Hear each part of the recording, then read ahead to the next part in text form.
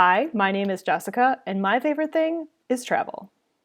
Welcome to the Finding Favorites podcast, where we explore your favorite things without using an algorithm.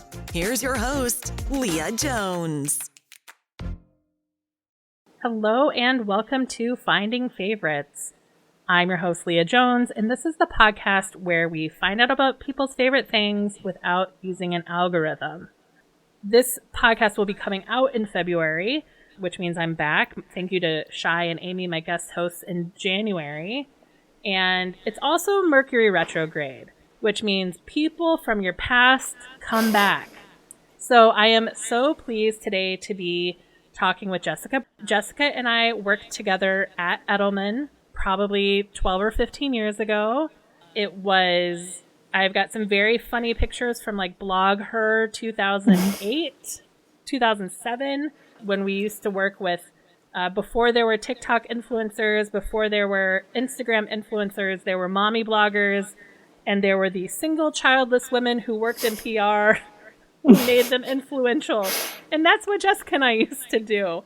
But we've kept up with each other on social media, and she has traveled the world. She's an amazing photographer and raised her hand as someone who would like to come and talk about her favorite thing. Jessica, how are you? Hello. I am doing good on this cloudy, snow globy-like day outside. Yeah.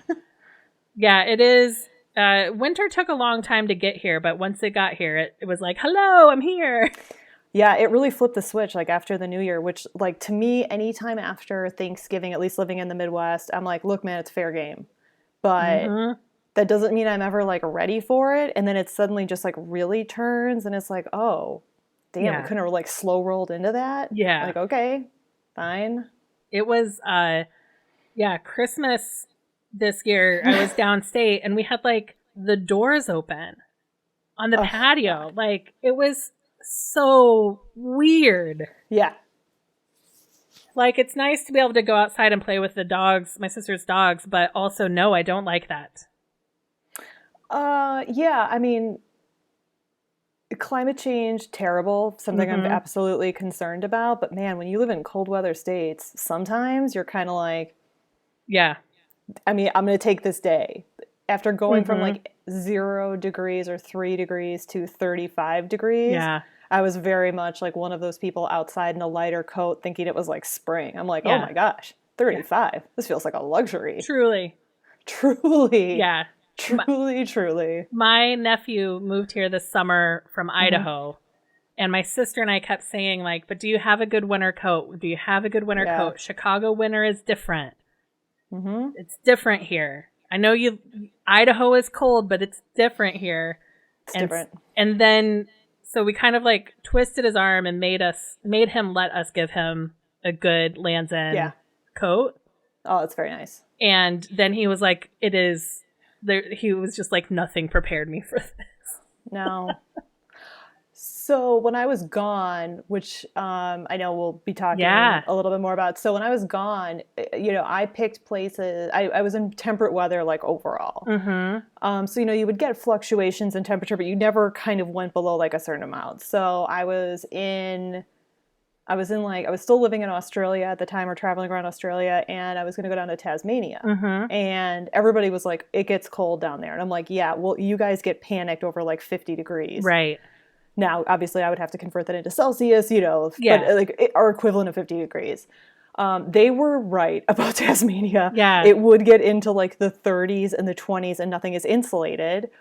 And I remember thinking, I don't know if I can survive this. Like, I mean, because it had just been so long. Like the whole thing about your blood thinning is 100% true. Yep. And I still have my Australian wool-lined hat and gloves that I bought down there because I was like, I don't have any heavier layers. I don't want to be carrying anymore because I was going back into hot climate. And so I'm like, I have to just get through these 2 weeks here. Yeah. And like, these gloves and this hat are going to have to be like what pushes me over the edge to like stay warm. Because Tasmania is like the little island on the bottom of Australia, right? Yeah. Yep. Okay. So it's south. And so, I mean, yes, it was technically their winter. It was August. It was like end of August because I was there for my 40th birthday. But I just remember thinking, I'm like, man, but it's just not been bad. It's like 50 degrees or whatever thing. Yeah. Anyhow, that's when I was like staying in Sydney. And then suddenly I go down to Tasmania and I'm like, this is 100% accurate. I'm like, and they use hot water bottles and we didn't grow up like that. No. so I would take these, I would be terrified to use the hot water bottle because I'm like, this thing is going to burst in the bed in the middle of the night. It's going to scald me and burn me and then look you're like I wet the bed. Yeah. And then I'm going to freeze when that freezes. Right. Anyhow, my hostel roommates thought I was totally crazy. And I was like, but I was convinced. Yeah. I was convinced that this is what was going to happen. So I am suffering in Tasmania, sleeping freezing cold in this room with a space heater that's doing next to nothing. Right. But I'm like, I was like, what am I doing? I was like, this is too cold. Like I went below what I thought the threshold was. But like now I would say that would be no big deal. Right. No big deal. Yeah. If you started there with your re-thickened Wisconsin blood, you would be fine. It would feel like a tropical vacation. It would. Like, it would be cold, but it wouldn't be crippling. Like, crippling where it's like, I don't know what to do. Yeah. So, anyhow, that is the only place where that is totally accurate. Okay. I was like, oh my God, no, it is actually, like, really cold here. But yeah, if you had the right stuff, like, with any part of the Midwest in the winter, if you have the right stuff, you can survive it. Yeah. But you have to have the right stuff. You have to have the right clothes. Yeah. You have to have the right clothes. So I also got souvenirs. I still have my wool hat, and I still wear that all the time. So, like, it was still nice. It worked out. Yeah, you have to have the right clothes. You have to have the right boots. Yeah. Yeah. And no one cares what you look like, at least in Chicago. Like, literally no one. Literally no one cares. Yeah. And that has been a big adjustment moving up to Milwaukee, which is where I was born and raised. Yeah. And after I got back from traveling, I just decided to settle here for a bit. And now I have a car. So I have a car for the first time in like 17 years. And I realize, I'm like, boy, I spent way more time outside in Chicago than I ever humanly possibly thought. Because now this is a driving city, flat out. So now it's like easy in and out. I'm like running in and out of places with like lighter coats on. Because like, what? I'm not waiting for a bus. Yeah. I'm not walking outside. Same. I also got a pandemic car, August 2020. Yep. Hadn't had a car in Chicago. I moved here in 2002, sold my car a week later, was totally fine. And then in the pandemic, like I was working from home, but had some family stuff happen where I was like trying to get to a rental car to get to my parents. And I was just like, I'm, I guess when the pandemic started, I was 42. Right? I can't believe it's been so long. You and me both. But that I was like, okay, it's time to get a car because I can't waste time getting to my parents by like not being able to get a car. And then I became a car person so fast. I would say that also, I think, so when I moved down to Chicago, it was like 2005. Yeah. I think 2005, I'm going to say maybe 2006. So when I moved down there, I had a car as well, but I didn't bring it intentionally to see how things, it's because I didn't think I was going to stay after 3 months. I went down for 3 months and I stayed for like 15 years. Yeah. But then then we got rid of the car but I was getting to a point, God, when you're like, what, 25, 26, like I really didn't need a car. No. But as I got older and like, especially as I was getting ready to leave Chicago, I very much was like, I think I would actually invest in that cost because there's something about the freedom and the quality of life that comes with it where I think I was feeling, well, which also will lead to these other things. Yeah. I just was like, I gotta do something different, because like the limitations of not having one, at least at that stage of my life, were outweighing my quality of life. Yeah. Yeah. And I do think when you've got parents out of state, but in nearby, a drivable distance. Yeah. Because that's also, like, we're both aunts, right? We are. So yeah, like access to your nieces and nephews becomes more important. And do you always want to wait for the Amtrak and then have someone come pick you up and, right?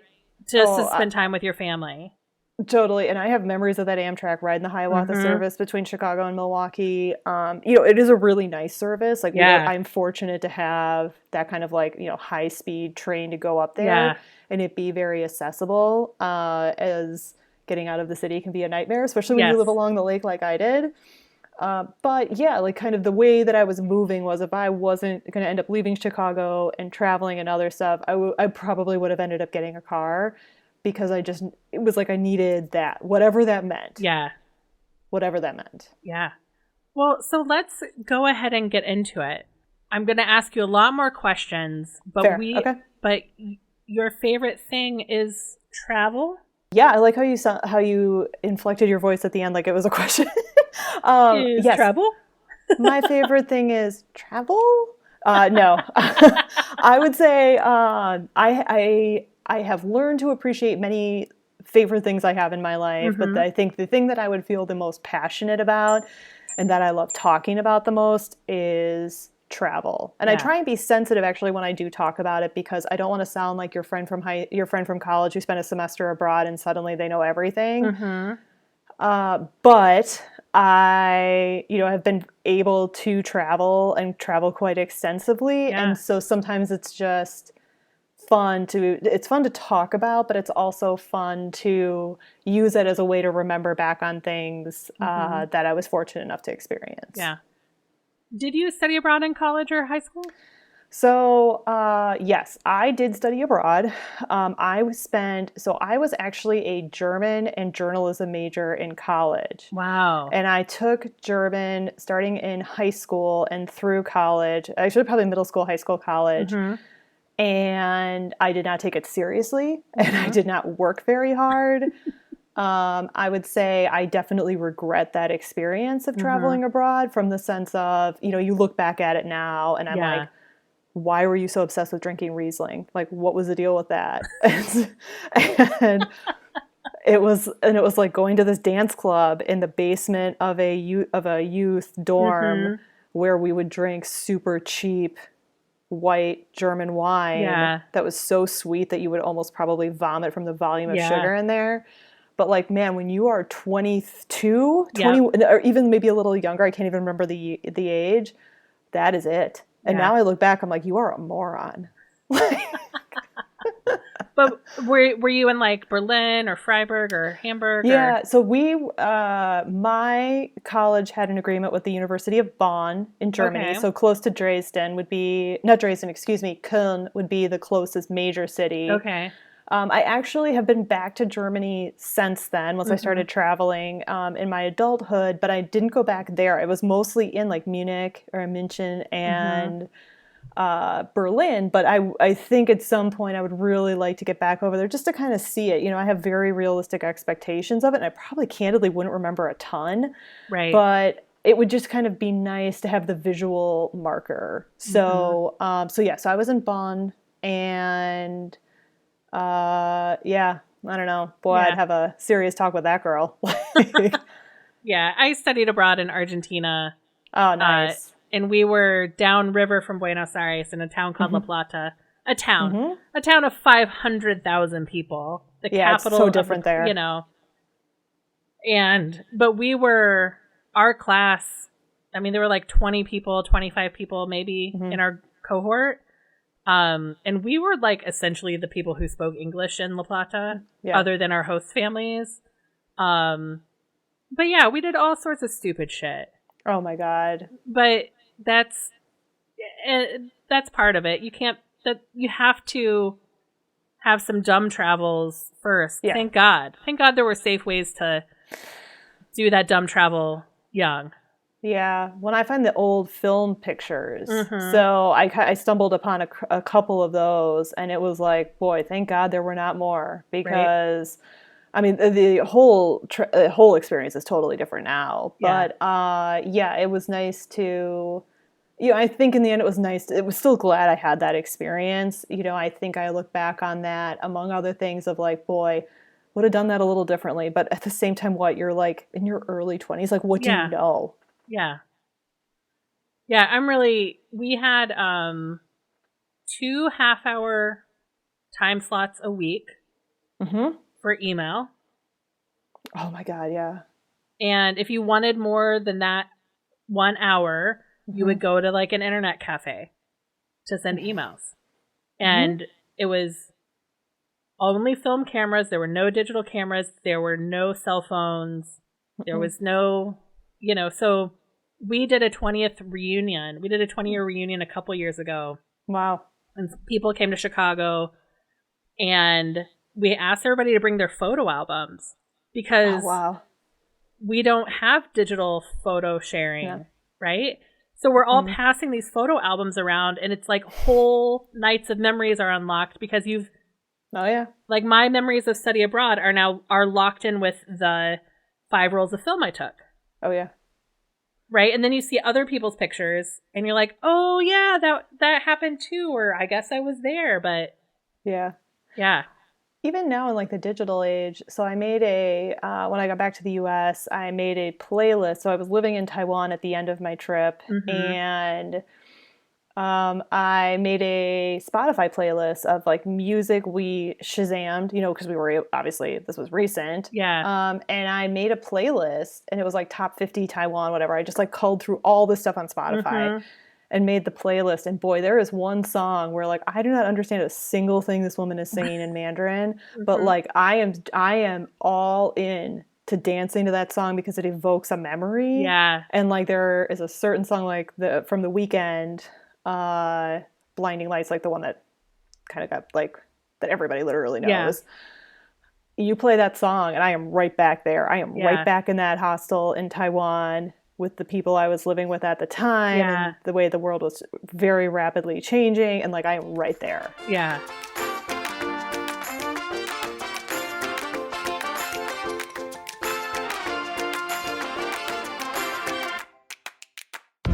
From what I saw happen on Instagram, here's my version of it. Yeah.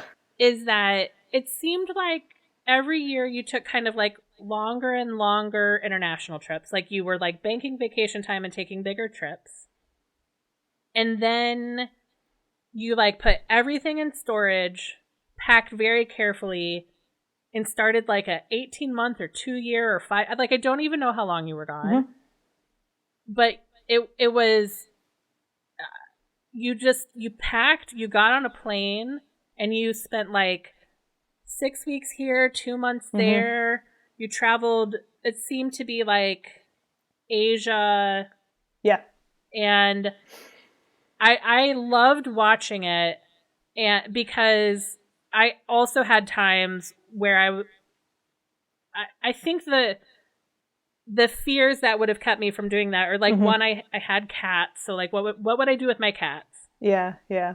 Valid. I mean, good question. And the fear of the financial ruin. Valid too. Very valid. So those are the two things that have kept me from doing what you did. So what led up to you? What were some of the things that led up to you getting that storage unit? Sure. So I think to get there, we're going to dial it back a little bit. And I'm going to jump us back to, I believe, late 2014. So we're going back in the time machine, and we're gunning it to 88, whatever. Like we got the whole, we're doing the whole DeLorean thing. Out. We got the DeLorean out. I hope it's not stick shift because I don't know how to drive that. I never had to learn. But if it is, I think I'm confident enough to get a stick shift. I can get us there. Okay, great. Then we are totally safe. Yes. So I'm going to dial us back to like end of 2014. And what ended up happening was, kind of prior to that, I was working at a large global agency, and they were very generous with PTO time. And what happened with that is I took usually about 2 international trips a year, kind of with the way it is, it broke out. And I would usually be gone for about 2 weeks at a time. So my approach at that point was like, I'm going to go to either one country or a cluster of places for a shorter period of time. But I was trying in my sort of like adult years of travel to go to places I hadn't been before, places I wanted to visit, but also try and spend time there, not just jump in and out, like kind of spraying, I've been to all of these places, like to actually invest and have an experience. So that was like kind of my approach at that time. At the end of 2014, I was let go from that agency, and it was a job that I had invested a lot of my 20s into early and mid 30s in. Yep. I had at that time made that job my entire identity. Yep. I only existed as that person, as that title. And so now imagine that has disappeared. This is not difficult for me to imagine. Yes. I was laid off from an agency after 7 years, and I was like, well, you got, you got my health, you got my youth. Yeah. Oh, yeah. Good thing I was a vice president. Woohoo! Thank God, right? Oof. Yeah. No, that hits close to home. I very much get it. I remember kind of shortly as all of that was happening, I'd kind of been on like a bad streak of luck where I was training for the Chicago Marathon and I stress fractured my leg, which put me up for about 6 to 8 weeks. Yeah. Then I went through this prolonged separation from the agency that I was at. And the good news at that time, you know, my nephew had been born around that time, so that was obviously a very big highlight. But then shortly after separating from that agency, when I was already kind of reeling, we had a sudden death in the family. And I just felt, I don't know, I just was totally broken. Yeah. I would go to job interviews and I could barely keep it together. And like, I just wasn't present. I wasn't feeling great. So I decided to take about 3 months and I'm like, I think I'm just going to go on a little trip.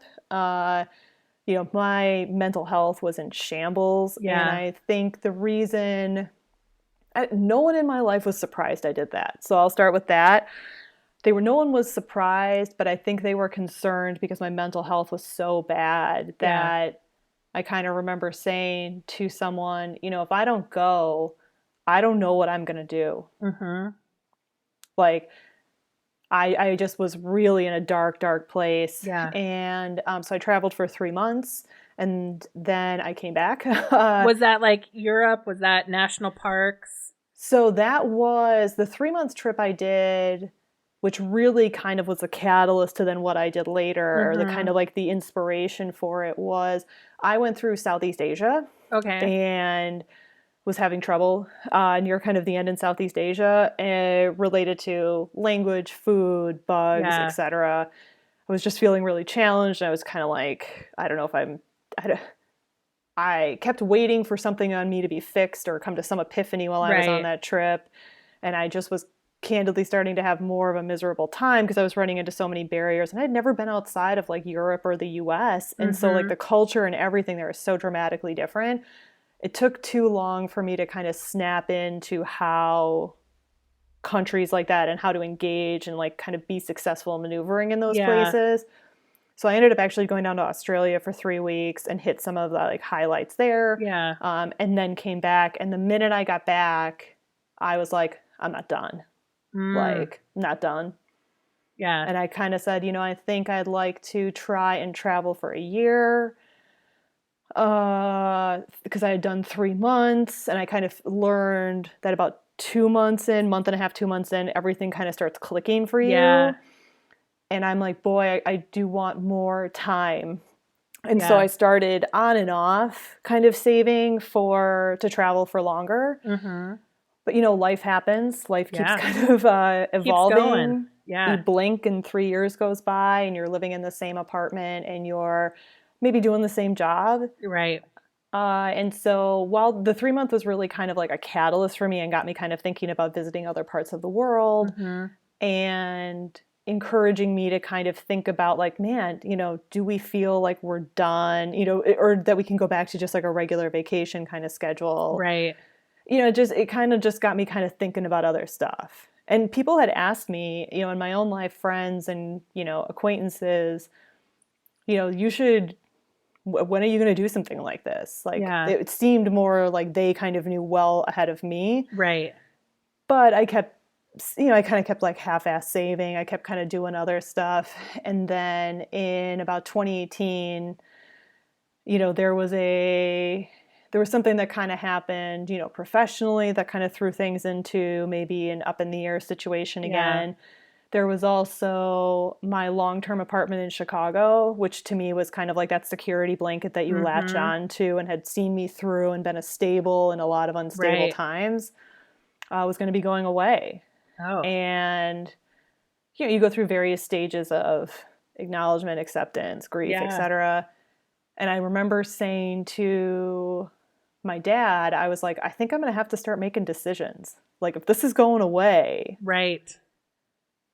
Like, and as time continues to go by, you yourself continue to age.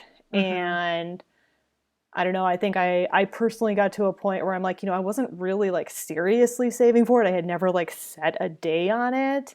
Right. But it was sort of like, boy, if stuff is going to change, and I was also in a rut. Like, I was wedged so far into a late in my 30s rut that I truly didn't know how to change my situation. Like, I couldn't make one decision, so then I couldn't make another. So I just made no decisions. Yeah. And then suddenly a decision was made for me. Right. And I just decided, boy, if I don't do this now at like 38 at the time, when am I going to do this? Right. And I remember asking my therapist at the time, I'm like, well, but I don't have enough. And she goes, well, what is enough? And, while that is a very valid question, right. I kind of said, okay, well, actually, let me go run some numbers. Yeah. And let me see if I actually have enough money. Right. You got to look at like the big cost of like the first flight that gets you. Yeah. Right. The transcontinental, no. Pacific. Continental. Oh, Trans-Pacific. There's like I know what you're saying. Yeah. There's like the big flight. Yeah. Then you gotta eat and you gotta sleep. And you need like access to healthcare. Yeah. But in some of those countries in Southeast Asia, the eating and sleeping is more affordable. Oh yeah. And then if you're not also paying rent in Chicago. Yeah. Right? I think that's the big thing is that wowed me in your story was like that you didn't continue to maintain a home base, which is like just impossible for me to imagine. When I did the 3-month thing, I did keep my apartment because I knew that was a very short period of time. Even if let's say that apartment was not going away in Chicago when I decided to do the longer trip, there was just no way I was going to be able to keep it. And it was going to be more work than I was kind of thinking of related to it. So I remember I kind of made this decision, I really wrestled with it, like as easy as for some people this is, like the thing I would say is the reason I didn't do some of this earlier is because, and this is maybe difficult for some of your listeners to imagine, like people up and quitting their jobs kind of wasn't like a mainstream thing then. Right. People who took things like gap years, people who did things like leave to travel, not in every case, but in many cases that I was aware of, had a safety net to fall back on, had a plan B, had a rock that they could go back to, especially financially. Yeah. So when I kind of started thinking about it more seriously, I very much talked to people. What did you learn? How did you go about it? And what do you wish you would have done differently? Yeah. And I mean, there were a variety of things, but the most consistent piece of feedback was you need to give yourself a nest egg when you get back because it can take like 3 to 6 months to get yourself kind of back on your feet. And for some people who didn't save or have that, they had to come back, readapt, and then go right back to work. And many of them found that to be a bigger challenge or to find work. Okay. So they were like, leave yourself a nest egg. I'm like, okay. So I, spent a little time kind of running numbers. And it was like, I think it, like it based on this number, like I have it. And so what I did when we worked together is I was an account manager for pieces of business at this agency. So I did things like billing and forecasting and staffing and everything. So candidly, prepping for this trip was not hard because it's like essentially what I did at my job. Yeah. Now, I remember buying a large map like you would see in a schoolroom. Yeah. and I taped it to my wall in Chicago, and I just kind of started looking like, what would I be interested in? Mm-hmm. What are some things, and then I had to look up when is high season, when is low season, and just started kind of putting a bunch of notes like on the board to think about. So like, I'm like legitimately kind of planning this, and I have not said to myself or accepted, hey, you're going to go do this. Yeah. So you're just gathering information. You're gathering information. Gathering information. If I were to, what would that look like? How much warning did you have that the apartment was going to go away? Not a lot, but there was like nothing finalized. So they were like, the building is being sold. So it was condos and it was being turned back into apartments because the housing market in Chicago was that hot. And this was an older building. So they were going to obviously reno it out and re-rent it at significantly higher rates. So my landlord had kind of told me, because I was renting his condo, he had kind of said like, they're going to sell the building, and when it does sell, you will have 90 days. Right. But those transactions can take a year. So it's, there's a ending. Yeah. But it is gooey. Right. So it's like, it was like a relationship where the guy's like, I'm not sure if I see a future for us, but I'm not going to break up with you yet. And so I said, fuck you, I'm breaking up with you first. Right. So it was, I knew it was coming, but I didn't know when. And so you kind of start thinking about everything. So like I made the decision, summer of 2018, I think it was like, I kind of really decided like June or July. Yeah. And I had some health things going on at that time. And so I mentally said to myself, if I'm going to go, I'm leaving in November of 2018 or I'm leaving in April of 2019, because I did not want to move in winter. Yep. If anyone has ever moved in winter, especially in a big city, it is brutal. It is terrible. You never forget it and you never want to repeat it. Yep. I moved to Chicago in the winter and I would never do it again, ever. That's why Chicago is the home of like leases that start on April 1, May 1, September 1, October 1, and no other day of the year. No, I was very clear, and I was fortunate in the lease I had with the condo I was living in that I could give him 60 days notice and break the lease. So I gave that, eventually ended up giving that notice. But what I did before that was in true account manager fashion, I did research of like, where do I want to go, experiences I want to have. Yeah. Then I looked at, okay, when do I need to kind of be there? What are the high and low seasons? And I also kind of started running numbers. So I would look at, okay, what are hostel rooms generally going for in those countries or those cities? You have to also break down, to help me budget, I had to break it down to the extent of, you break down every single motion you take in the day. You look at what is your housing cost, right? What is your food cost, what is your entertainment cost, travel costs, so like getting around a city, etc. Now, some of those you're not necessarily going to know, but in my opinion, if I saw housing costs, I could run the difference of like, I think it'll be on the more expensive side or not. Yeah. So I made myself a budget. I said, this is what I have to spend each day. And that did not include. So most people who plan trips like this, the big key is you come up with a daily budget, and you say what that does not include. So I did not include airfare. Okay. So that would be getting over there and then traveling around within that area. Yeah. That did not include visa costs. Okay. And that did not include like travel insurance in case of a catastrophe. So I said, this is my budget. I'm going to live off this every day. Now, you're correct. When you're in certain parts of the world, I could live like a king on $25 a day. Right. But then I'm living in other countries where I'm hitting $100 a day. Yeah. So you can kind of run, you really go up and down. But the big thing was that I had to look at it as I'm playing a long game. So if you, let's say, so you didn't do a per diem per country. You said the overall budget is $100 US a day. Correct. And there will be weeks where I'm in lower cost countries. Correct. So you're just spending what you're spending and then essentially banking the balance. You're not blowing it on like if it's a $25 day in actuals, but you've budgeted $100, you're not going out for a $75. It's just sort of rolling over until you get to the more expensive country, and then you've got more of a buffer. But you still, when you get to the expensive country, the $100 a day is still the goal budget. That's correct. Okay. So I used an app called Trail Wallet, not an ad, just a fan.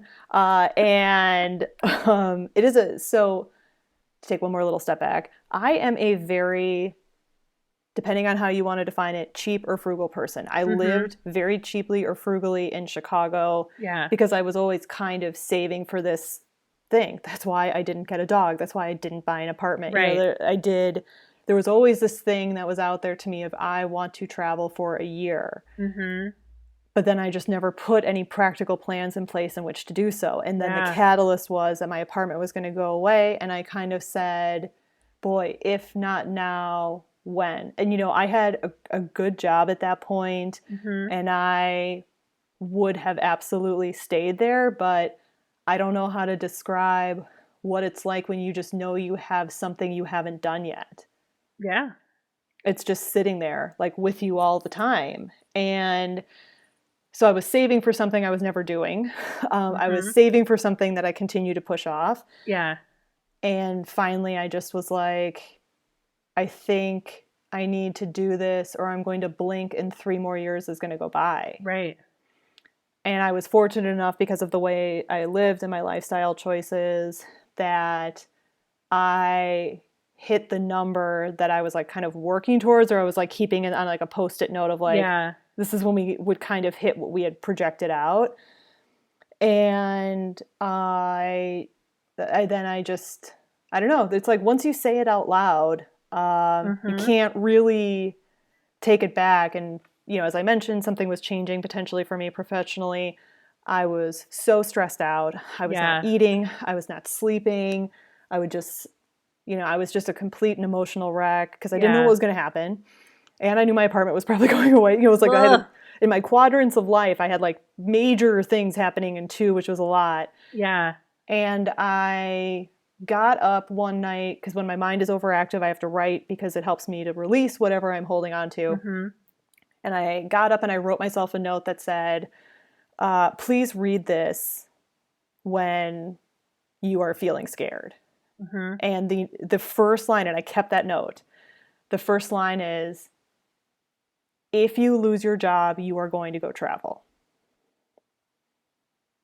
And the situation resolved itself and that was not going to happen. Right. You know, which, you know, great. Right.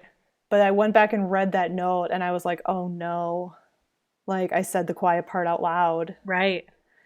And I don't know. And I look back on that, I kind of wonder why it felt so dramatic. But like when you know me and you know my background and other things, I don't roll the dice like that. Like I don't blow stuff up.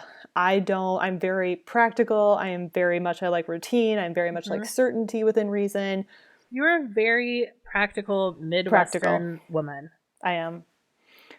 And so that was, to me, like, I'm sure now some people would be like, oh yeah, you know, fuck it, I'm going to go do it. I don't care. Right. Like, I don't even think twice about it. That's great.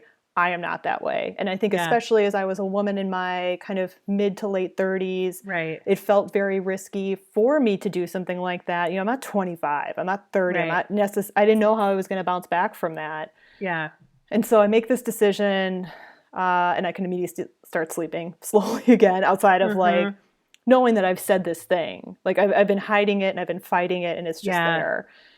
And in true account manager fashion, I made an 18-slide PowerPoint deck for my father, who I presented it to in northern Wisconsin. And I kind of told him, I'm like, you know, things are not going great. I'm kind of having a hard time. I'm kind of feeling like I want to make this big change. I was like very vague about it. Yeah. And then in northern Wisconsin, I said, I need to talk to you about something. And I made as I said, an 18 slide PowerPoint that started with a strategy. And I legitimately presented to him as if he was a client, where I said, hey, why are we here today? Why are we here today? And it was a bulleted list. I'm unhappy. I'm not getting any younger. I feel like I am at this moment of change. Yeah. And there was like one more bullet. I'll have to look it up after this. But I said, I'm like, I took this very seriously, and he met me. I told him this was serious, and he met me there, and he was serious too. Did he think you were going to talk about becoming a single mom? No. Because everything you've just outlined, the two ways it could have gone was like, Dad, this is the sperm I've bought, or I'm going to go try. Like, those are the two paths. I guess I don't know what that says. I guess I could ask him if that's what he thought it was. But I think if I remember correctly, before that, when I kind of started teasing this, I think I kind of told him, like, I'm kind of thinking about something travel related and taking a break again. Yeah. So I'm going to say no, that didn't, because I think I teased, like, I don't think this was a giant surprise. I think he was just kind of getting more details around, like, what I had kind of teased. Yeah. And your goal was for him to buy into you leaving the country for a year plus and being supportive, right? Yeah, because what I needed someone where, when I was starting to melt down, or I was having a problem, or I was stuck, or I was in trouble, or something happened. Yeah.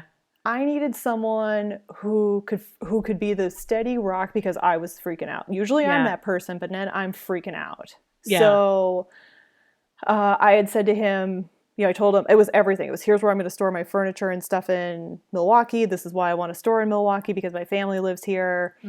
Also cheaper. The lot. Then it was, this is when I think I'm going to leave. This is where I think I'm going to go. Here are things that I'm looking into. And I just kind of laid it all out. And the thing I said at the end was, I'm going to send this to you, and then I want you to think about it. Yeah. And then come at me with questions, because I know this is a lot to take in. And the thing I give him a lot of credit for is he was like, okay, what do you need? Yeah. And I think the reason, I'm not going to say he was jumping for joy immediately at the idea, although I had traveled extensively enough before that, even for shorter vacations, where I don't think this was a giant surprise either. Sure. Like, he kind of, I think, sensed that, potentially something longer was coming in. He just asked, he's like, what's kind of waiting for you at the end of this? And the most vulnerable thing I could say in that moment is, I don't know. Yeah. I'm scared. I'm scared about I was never scared about leaving. I was never scared about making my way through. I was scared about what it looked like when I came back. Now, I also didn't know what I was coming back to at that time. Like, none of us did. Right. So I just said, like, look, I don't need your permission. And he acknowledged that. He's like, so what do you need? And I'm like, I just need you to kind of support me in it. And it was great. I said, tell me what you're scared of. And he told me, and I told him what I was scared of. And, I told him what I needed from him. And he just said, you have to tell me what you need from me. And I'm like, and he goes, you just have to tell me when something's wrong. Like, he's not going to infer or any, I could be dancing around something hoping he's going to pick up on it. He's like, just tell me when there's a problem. Right. And I was very fortunate. He has always been supportive. I think we had a little bit of a challenge when I first started traveling solo. I think he wanted me to go with someone because the scared of the unknown kind of thing. Right. And I remember saying to him then, this is like when I was 30 and I kind of made this decision to start traveling solo. I said, if you kind of can't get on board with this, you're going to miss out on this. And I think that would be really too bad. Yeah. And I was fortunate where he took some time and he got on board with it. And he's someone who even now reminds me before I get on planes, like, if you are not having fun, leave. Like, Mm, just such good leave. advice. Yeah. It's great. It's really, truly great advice. And it Yeah. is so comforting to me even to this day. And so we went through all the details together and I kept him very much in the loop. Yeah. And then suddenly, you know, I give notice on my apartment in Chicago. I give notice at my job. Right. I start planning and doing it. And it's sort of like the machine kind of takes over. Right. And so I left and on November 1st, 2018. Wanted to get out before that snow. Missed it by a few days. Yeah. And took off. And, you know, when I look back on that now, there's one thing I would absolutely do differently, which I absolutely paid for physically, which was I didn't take any real time between my job ending and leaving, partially because, you know, let's be honest, money, health insurance. Right. And I 1000% regret that because, boy, I crashed out hard when I actually left. Yeah. I was. So that first country you got to, you were like, I just have to stare at a wall and just stare at a wall for a while. Yeah.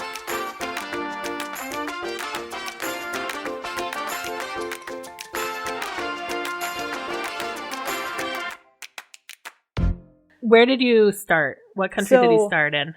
The way I organized my trip, and actually it's been great talking to people who did this, because if I were to do this again, I would take a very different way of planning it. Mm-hmm. I said that I wanted to have a couple of like core experiences. Okay. So and I said, and I just like make a big list of that. One of which was I wanted to go on safari. Okay. One of which was I wanted to see the Taj Mahal.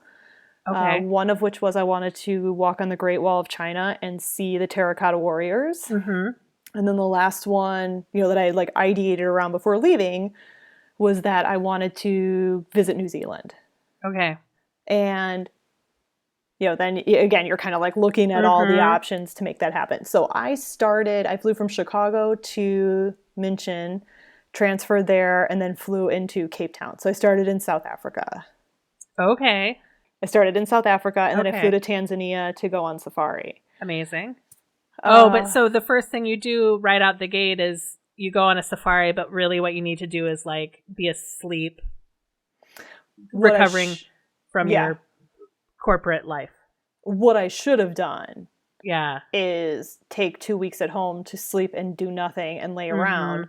Or I should have taken 2 weeks to be in Europe or somewhere that's a little easier, kind of like that neutral. I can just dial it down a little bit. Yeah. Nope, I just gunned that thing back up to 88 and took off. Oof. And I did fine overall in South Africa. Safari was fine overall, but boy, I just I don't know, I just was struggling. And I remember, due to an issue with the company that organized my safari, I was flying to Zanzibar because it's right next to Tanzania. I was flying to Zanzibar. There had been an issue with the flight. I did not have a ticket.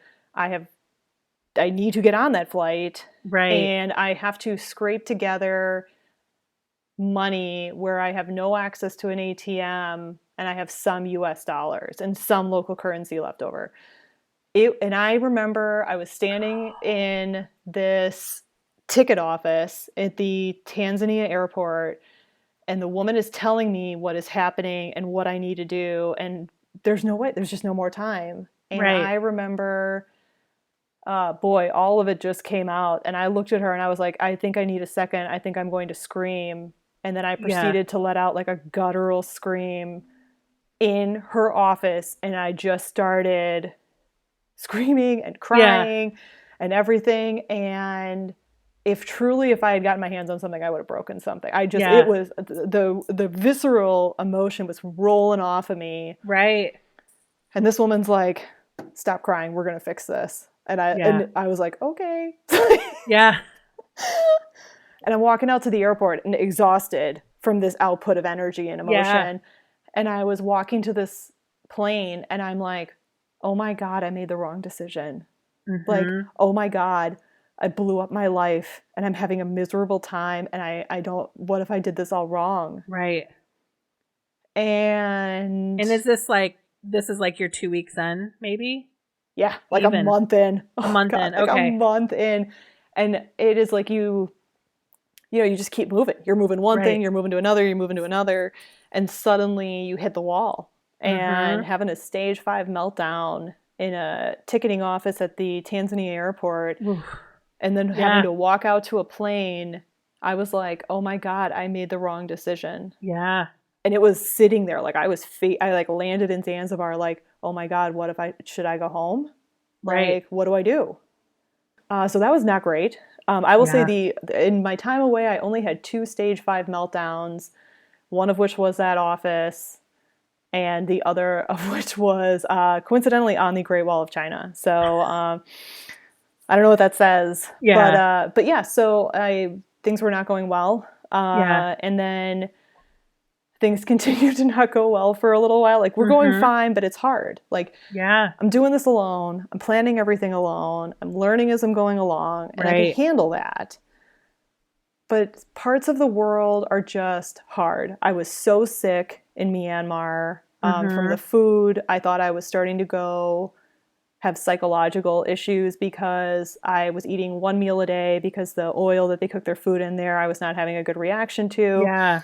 I'm getting attacked by bugs because I just have that little sweetness apparently in my blood. And I was like, I remember calling my dad in the middle of the night, and I'm like, I think I gotta get out of here. Like, I don't think this is working out for me.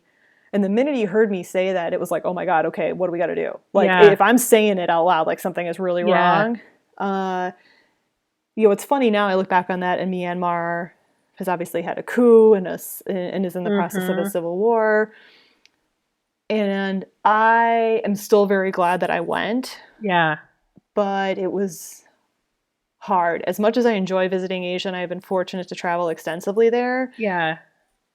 My body, I don't know. My body's just, it sometimes can just struggle there from the heat, from the humidity, from the bugs, from the food. Boy, I was just having a hard time. I was just really kind of having a hard time. And so I ended up leaving for New Zealand early because I was like, I gotta hit reset. I gotta do something easy for a little while. Yeah. And now, in between Zanzibar and Myanmar, did you stop in India? Did you get your Taj Mahal? Okay. So what I ended up doing, the path that I took, so how I planned the trip when I was going to leave is I had planned the first 3 months.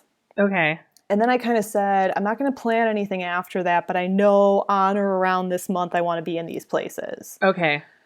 And then, and I had looked up how long I had to plan for visas or how long in advance I had to apply. So for me, I kind of knew, I'm going to need about this much lead time to get to the next place. Got it. So I flew to South Africa, and then I went to Tanzania and Zanzibar. And you know what? For a quick pause, I actually would like to go back and redo some of that because I learned so much that I was like, boy, I'd like to try that again. Yeah. Then I flew from Tanzania, I flew to India. Okay. And I spent about 3 weeks there in the north.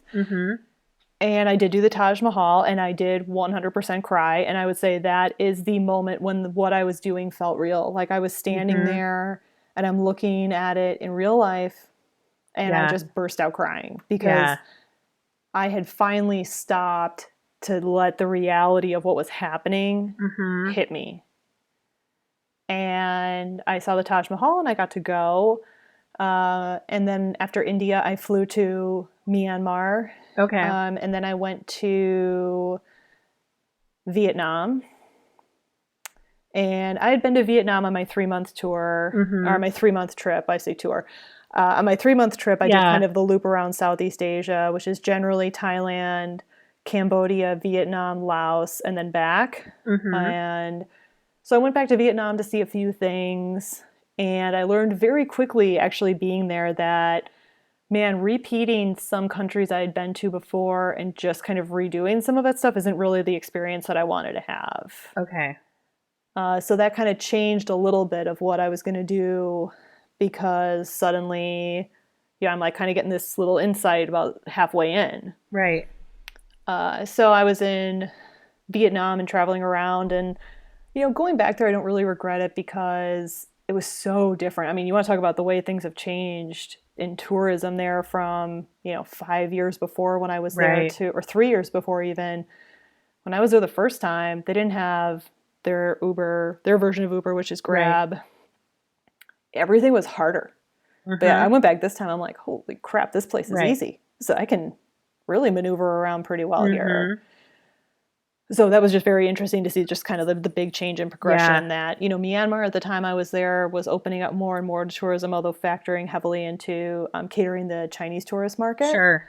But they had ATMs, you could maneuver and get around. When I was traveling in like 2014 and 2015 for those 3 months, none of that was there. Like they Yeah. had next to no infrastructure for tourism. So that I was like, I really want to get here before it becomes more Mm-hmm. commercialized. And I would say some of the cities that people really loved had already kind of lost a little bit of that luster because they were turning more into tourist focused cities. Yeah.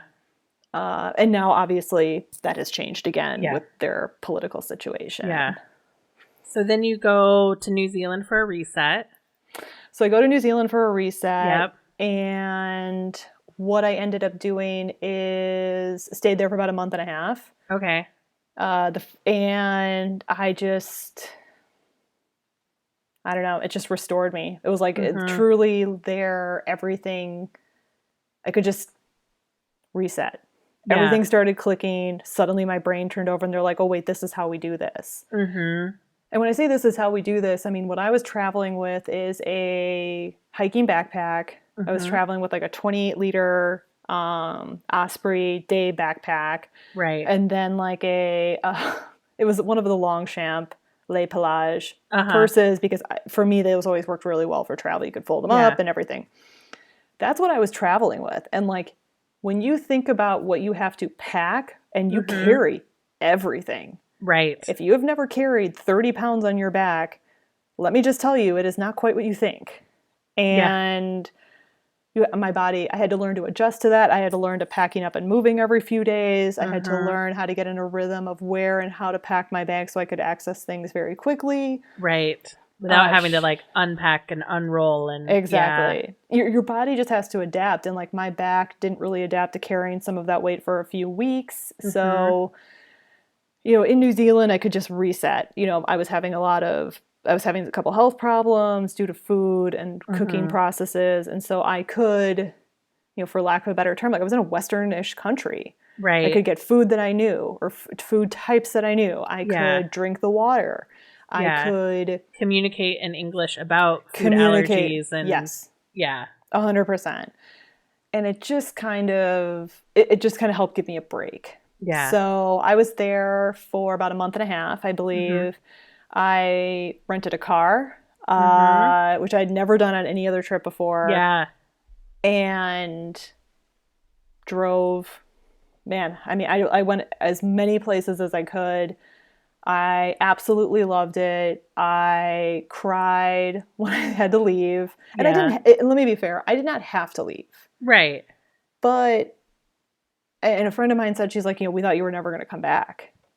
And I said, if that had been at the end of my trip or kind of like when I was wrapping up, I probably wouldn't have. Like, I never would have left. But as much as I loved being there, and I lived in Australia for 4 months traveling around there. And I had incredible experiences in both countries.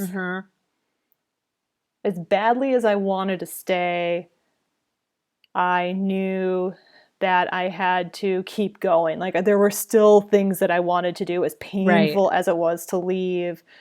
And like that's still what I did. So I left New Zealand. I was there on both the North and the South Island. Did both of those. Absolutely loved it. And then I went to Australia. I was supposed to be in Australia for a month and a half. And because I'd already been there, again, I learned in Vietnam that I didn't want to repeat a lot of the same stuff. So even though I did go back to Melbourne, I went back to Sydney, where I had been before. I feel like there's no going to Australia without hitting one. Like that's where the airports are. That's where those are going to be your starter endpoints almost no matter what you do. They are like, so this time, so like last time Melbourne was my home base when I was kind of moving through Australia. This time Sydney was. Yeah. And I went to Uluru or Ayers Rock. I did the bus tour. I took a month and a half bus trip up the east coast of Australia. So ish from like Byron Bay, Brisbane area, all the way up to Cairns. So like near the top. Yeah. I got to do a little bit of Western Australia and have a road trip for about 2.5 weeks over there. Wow. And then I came back, I was like, I'm having a great time. Like, there's no real reason. I don't really want to leave yet. So I stayed for 4 months. Yeah. I remember that's when you were kind of like, you did a little bit of consulting while you were there, right? Like, yeah, I was freelancing a little bit when I was there. So it was winter in Australia. So it gets dark at 5 p.m. there, like it does here. It's very dark now outside. So I kind of started reaching out for freelance work. I was kind of ready at that point. The first 6 months of my trip, I didn't work because I didn't want to. I needed that time for myself. But now I was open to doing things after hours, and I was very fortunate that someone I worked with had some work that they could throw me here and there, and I could do overnight. So while they were asleep, I would work, and then I would turn it in when I would be getting ready to go to bed, and they'd have it when they woke up. And that really worked out. And so I started doing a little bit of work while I was kind of traveling around. And at that point, when I originally was going to do the trip, my hope was to make it a year. I saved for a year. I planned, financially for a year. Right. And I saved so that I didn't have to work. Now, if I did pick up work, that would be great. I would take it. But I saved so I didn't have to work if I didn't want to. Yeah. I will be honest, I did not think I would make a year. Okay. So I was really like, I don't know. And that was when I was in Asia and I was really struggling. Yeah. In general, I remember friends saying, they're like, oh, do you think you're going to do it? And I'm like, I don't know. Yeah. I don't know. And that was true. So then I'm in Australia. I knew I wanted to travel. I wanted to also try and make it to my 40th birthday at that point. And I had... been rolling, planning. And then all of a sudden, I was talking about this with friends. Suddenly we're getting to the end of August, which is when my birthday is. I knew I was going to be in Australia. I was making plans around that, but I knew I was also leaving shortly after that. Yeah. To head on to the next place. And I was explaining to a friend of mine, I'm like, I'm going to go from Australia to Japan, Japan to South Korea to China. Yeah. And then China back to South Korea, and then I got to kind of see. Yeah. And she made this comment, and she's like, "Oh my God, you're going to hit the year." And there was like this moment where I'm like, "Holy shit, I think I am." Yeah. But like things were going great. Like I was in a good groove. I had my thing going. I was feeling good. My health was a lot better. So I was just like, I think I'm going to like keep going. Like, I think I am going to hit the year. Yeah. And kept, and so just kind of like continued on. And, it was nice to have that break. Like, I mean, that 5-ish month break in Australia and New Zealand was wonderful. Yeah. And so I felt ready to go back into Asia, which kind of I had like left early from. But I was like, no, I'm kind of ready to go back. China was a big thing that I wanted to do on my list. Yeah. I had to getting that visa. Oof, that was a journey. It hard? Yeah. So naturally, I looked online and watched videos about how to apply for the visa to China. So I was actually really lucky in that I could apply in Australia. Because when you apply for a tourist visa in China, you have to submit your itinerary. So I had to, I would have had to book flights. I would have had to book hotel. I would have had to book, you don't have to book transport, but you have to show them your itinerary. So for just the time that you're in. For the time that you're in China. Okay. Now, I heard that you can, as long as you show them that to get the visa, you don't have to follow it. Like you could change your plans. But I was like, look, man, I'm there for 3 weeks. I got to compartmentalize, package this up. Yeah. I was the most nervous about going to China from a language standpoint. Right. There is zero English, like zero. Yeah. Except for trains in Beijing and Shanghai. And I talked to friends who taught English in China, and I was very clear, like, am I going to be able to do this? Yeah. And one of them was like, yes, you will, but you need to be aware of this. And I was fortunate where they would write things for me or make audio recordings of certain things that I could like play for people if needed. So I applied for the visa in Sydney and I got it all processed. And I had to, show them all my travel plans. I filled out the application completely wrong. And the gentleman at the agency was like, okay, let's go through this again. Ugh. And it's very stressful. It was very, very stressful because I had to get it there. Like, I wasn't flying back to the US. Although I did know people who flew to Hawaii sometimes to apply for visas. Yeah, to apply for visas that way. And I'm like, look, Hawaii sounds great, but the point was to be out of the US for a year. So for me, I was like, I would really prefer not to do that. But anyhow, so I got my visa for China. Oh wait, did you go to the U.S. consulate or the Chinese consulate to get the visa? So I went to the Chinese consulate, but their deal was that because I'm from an English-speaking country, and even one outside of the Commonwealth, I could apply for it, but I had to show my Australian tourist visa. Okay. So, I mean, I'm not going to lie, I truly am really surprised that worked out, like, in hindsight. But I had an American passport, so it was not a problem. Yeah. And so I could apply for it there. But, like, other people I met traveling, like, who were French or other countries, they were not able to. Other European countries outside of, like, the UK, Canada, US, and Australia could apply, which is very odd. But whatever. I was going to be able to benefit from it, so I went with it from there. So I was like just living in Sydney, like dropping off my passport to get it processed, living at one of the hostel next to the beach, and just kind of like killing time. Hoping it works. Yeah, like I remember them taking the passport, and I was like, for the listener, I am blowing kisses to my passport because I'm like, come back to me. Please come back to me. Yeah. Which really, like, there had been never any issue with getting passports back. But again, it's like you're living in this foreign country. You are sending out your passport, which is arguably the most important thing I own at that stage. So there was, I just always feel better when it comes back. Yeah. So I'm curious you get the visa and you head back into Asia, your body has recovered. Have you at this point turned over any of your backpack to like easy foods that that you can make in a hostel and you'll be okay? Or have you figured out, like, have you gotten tips on like what to shop for that will be easier on your stomach? Nope. Nope. Nope. So I guess it's like, did I learn anything? Maybe not.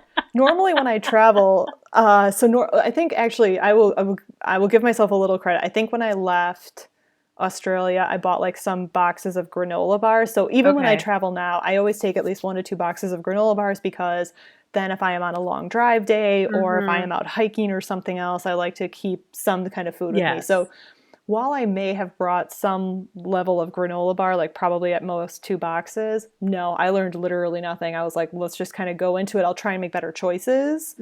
Have the experience of trying local cuisine, but also making better choices. And I was drinking like a lot of Coca-Cola and other things. So I was trying to stick more to water, so that reset kind of let me get back on my footing a little bit. Because when you start traveling, when I was starting, I was like, I want to eat everything. I want to try everything. And then it was, I can only eat certain things. Well, maybe I'll just go get some of these things that I shouldn't be having. And so that I think also contributed to then a lot of like the health kind of things I was having. So I went into like Japan, didn't really have any problems. South Korea, not any real problems, except I got like a mild case of food poisoning. So like honestly, it's really sad. I can't really eat fried chicken right now still, because I just think of being so like sick. Yeah. And that's a shame, because Korean fried chicken. I know. Like, I'm lucky because I'm in Ravenswood, and the hot dog stand down the road from me, Budaki's, is like hot dog stand / Korean chicken. So I am very sad that is what ended up doing it too. So that I still feel that personal loss from. Yeah. And then when I went to China, I had no problems. Like China was so much more, like I was so nervous. And like, Mm-hmm. I don't get super nervous when I travel. Like, I have this unwavering faith Mm-hmm. where there could be red flags all over the place, but I'm like, I don't know. I think it's going to be okay. Yeah. I think this is going to be okay. And Yeah. despite my friends telling me, you're going to be okay, this is what you should expect, it felt so like unknown that I don't know. I kind of like rolled in and I'm like, I have no Mm-hmm. idea what's going to happen. And I will say, look, without getting into obviously a political discussion, there are multiple things that Yeah. there are multiple layers of complexity in the way China is structured and Mm-hmm. operates. But I had a great time. I had Yeah. no problems. No one gave me a hard time. If anything, when they saw that I was a foreigner, they were nicer to me and like either moving me along or telling me what Mm-hmm. I had to do. I really had a great time overall. The language part Yeah. was incredibly hard, Yeah. much harder than I thought. But I think I'm really glad I did that later in the trip because I think I probably would have melted down a little bit. Coincidentally, I did have a meltdown there, but that was not related to Yeah. that was related to something else that happened. But, Yeah. and it's objectively kind of funny now. Man, it sure wasn't in the moment. Sure. No. So I had a great experience. Like I really loved it. I 100% would go back. Yeah. But I'm also very clear on what I would need. So I celebrated my year there. I was in Shanghai and I was standing on the Bund, which when you look at the kind of iconic skyline of Mm-hmm. Shanghai, that is the Bund when you're looking across the river to that view. Yeah. It is always busy with tourists. Yes, they look Mm-hmm. at you and point at you and want to take your picture, and because it's big for domestic tourism. Yeah. And I stood there and I just felt, I don't know, I just felt like I couldn't believe I did it. Yeah. And I just felt so grateful. Yeah. And I like, Uh-huh. feelings.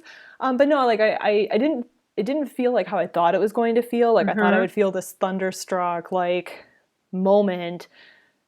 I just felt really like I did it.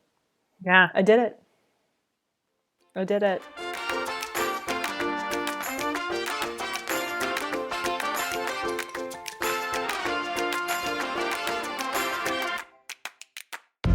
Talking before we got on the phone with a friend about solo travel, and she was like, what do you define as solo travel? And so my definition is like, I'm booking the plane myself, like I'm booking the hotel myself, like those don't matter on other people.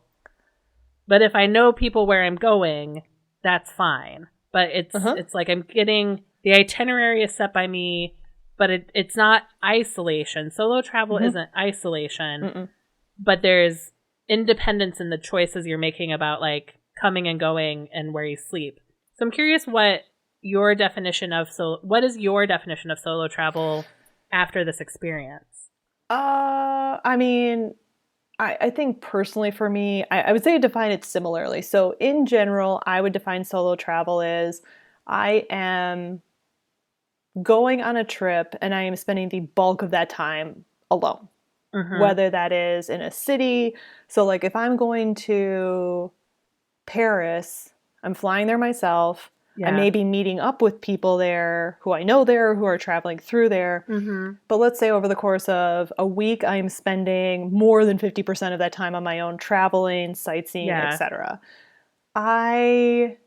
That is how I would define it. In my opinion, solo travel, if you are traveling with someone and spending that in a bulk of group of people, is not necessarily solo travel. Yeah. So if you were to do a tour, like go on like a tour through Intrepid or Contiki or G Adventures, it's a gray area because like you are solo traveling, but yet you are still in a group. So I have tended to define those as like I went by myself, but did take a tour within it. Now, if I'm spending then another week on my own after that, I guess it kind of varies a little bit that way. Did you were there any of the countries where you were like, this will be easier if I just do an official tour? Yes. So I felt that way about, I mean, definitely on Safari you have to, which obviously makes sense. Yes. India was that place for me. India was very much like I had done a lot of research online, and I had talked to women who had went either alone or with others about what their experience is. And it was very mixed. So I said I would feel better if I did a tour through India. And I ended up, in the end, I ended up having kind of a private tour. So there's a woman that I was connected with who lived in the States for a long time and then moved back to India to be closer to family. And she organizes tours for, families or individual female travelers. And so I worked with her and she coordinated everything. I was met at the airport. I had a driver. I had tour guides in every city who met me. And it was one of those situations where even though I was alone, I was never really alone. But you had like a account manager looking out after you. I did. I had an account manager, and sometimes I was like, can I just be left alone a little bit? Like, I'm not used to being around people this much. But it was great. And I would use her again when I go back to India. I only did Mumbai on my own. And she even said, like, you would be able to navigate that solo. They have Uber. They have hostels. Like, it's a much more international kind of city. Like, she goes, you can absolutely do that alone. And so that part I did alone. But the bulk of my time I was with the people that she connected me with. Amazing. And how was... this was the other thing about your tweets and your posts was sleeping in hostels. I don't know how you did it. How? So that goes back to, I would refer you back to my earlier statement of being a very cheap and or frugal person. Okay, all right. The reality is that if you are going to travel for that period of time, you cannot do only hotels. Yeah. Hotel rooms again, maybe it depends on where you're going to travel. I got a hotel room for $25 a night in Xi'an, China. That's tolerable. Yeah. I got, I did Airbnbs in New Zealand because it was still a relatively new market there. So it didn't have all the taxes and local ordinance stuff. Yeah. So sometimes that was $25 a night, so I could do some of that. So in some Asian countries, it is actually still affordable in which to do hotels. But the bulk of the time I was in hostels simply because I'm playing the long game. Yeah. I can't stay in hotels or Airbnbs as a single female traveling. If I had a partner with me, if I was traveling with someone else, I probably only would have done that. Yeah. But also I needed socialization. I can't spend that long 100% alone when you're 13 to 19 hours on the other side of the world from friends and family. And that's a really good point about the opportunity to meet people in the common areas or cooking with them or saying, oh, let's go together to that place tomorrow. Yeah. And I've met really great people in hostels. I've had really random shit happen and some of it is great stories. Some of it is not. Yeah. I would say near the end, I definitely burned out on it. Yeah. But I remember I got a private room for a month in Taiwan and I just was like, I can't ever go back to a dorm because I'm just so burned out on it. Yeah. But look, I was able to travel. I traveled for 1 year and 8 months. Wow. And I was able to do that not only because of the hard work and sacrifices I made to save for it, but also because I had more affordable housing. And for me, I still would travel in hostels. Like part of what has been very challenging about the pandemic and travel again is that was a very cost-effective way for me to travel. And that is right now from the place that I'm sitting in, not super safe. Now I did do hostels in Iceland when I was there this fall. Yeah. But you had to test to go in. We didn't have a lot of what is happening in this exact moment as we're recording this in January, but we definitely, I went back into hostels there because I felt most comfortable. It took me a little time. I was still wearing masks sometimes when I would go to bed because I wasn't sure. Right. And that is really sad because, for example, I posted this on Instagram, my Instagram stories, and I was actually I legitimately could have cried when I read this. The hostel chain I stayed at in New Zealand, a lot of their locations had to close because of the pandemic and the loss of tourist money. And I was devastated. Like, I had so many great memories of those places, and I stayed at so many of them, and it just was devastating from a standpoint of those memories, but also the standpoint of, man, if that's going away, like, what are these options going to be when we can have that flexibility again? Yeah. Like, New Zealand hotels, private rooms, etc., are not cheap. Right. And as a single female traveler, that was a real big concern for me of like, boy, what is going to be the option for me? Right. So lots of feelings on that. But yeah, no, hostels, I would say you can do it. And you do have to make some adjustments. Earplugs, eye mask.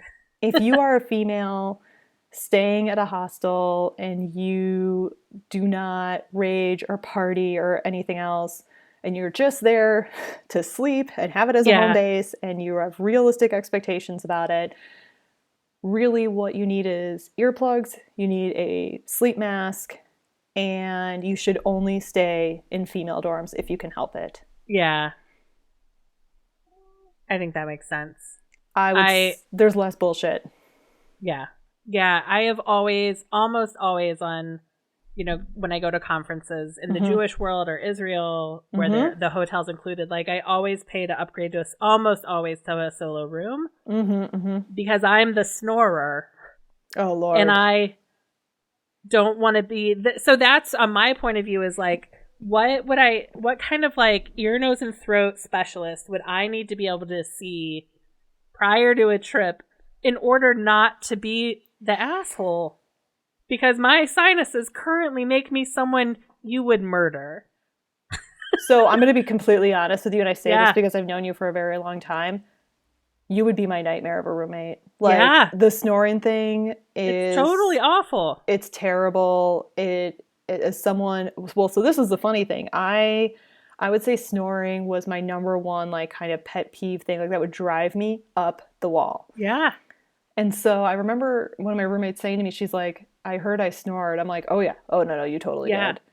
And she felt, like, really genuinely bad about it. And I'm like, look, dude, everybody loses in this.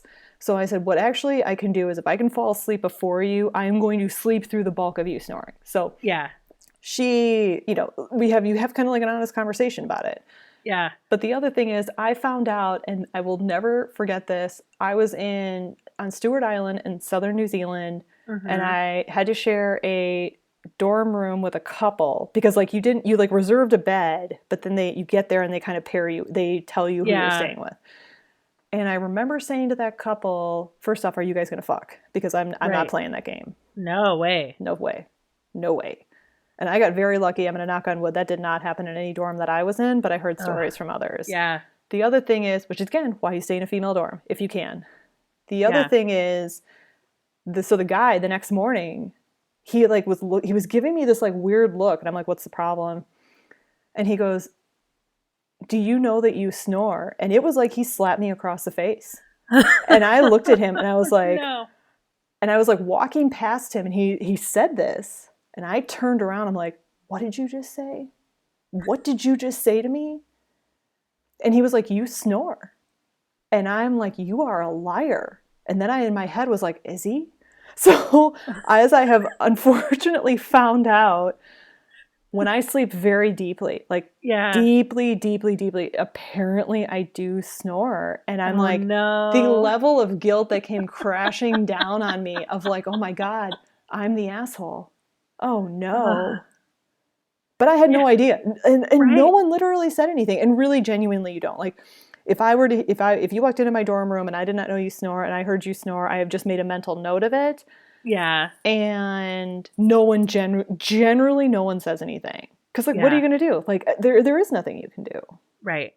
Yeah, so my last trip to Israel was one where like I simply could not afford the single. It's when I was freelancing. Oh yeah. And I could not afford the single upgrade because we were in like a luxury hotel in Jerusalem. And so I roomed with someone who had actually been a client at an agency, which was very funny. And she was taking Melatonin? Melatonin. Yeah. And we both would like put on snore strips. Yeah. She would take melatonin. I would like have earphones in with a podcast to like get me to sleep. And it was just like, neither of us can afford the upgrade. Yeah. And we're just going to make this work. And I'm just being honest with you. Like, this is what I bring to the table. And we got through it. But it was the first time in years that I had shared a room traveling like that, just because I don't want to inflict people. No, so yes, I say you are my worst nightmare of a roommate, which is 100% true. And I've had a woman who had some sort of a psychological break in the middle of the night, and I had to like, and I did not have my phone near me because it was charging in a locker. And I remember thinking, my roommate and I were awake. It was like that fake awake where you're kind of like, I'm looking asleep, but I'm really not. Yeah. And I remember thinking, this is bad. Like, this is really bad.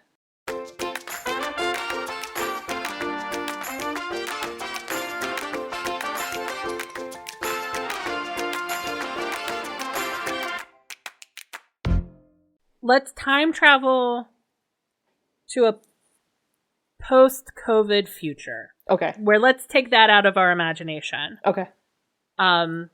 Because let's just go there. Okay.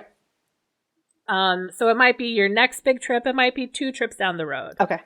But in a post-COVID, the next time you do this, what are the parts of the world that you're eyeing?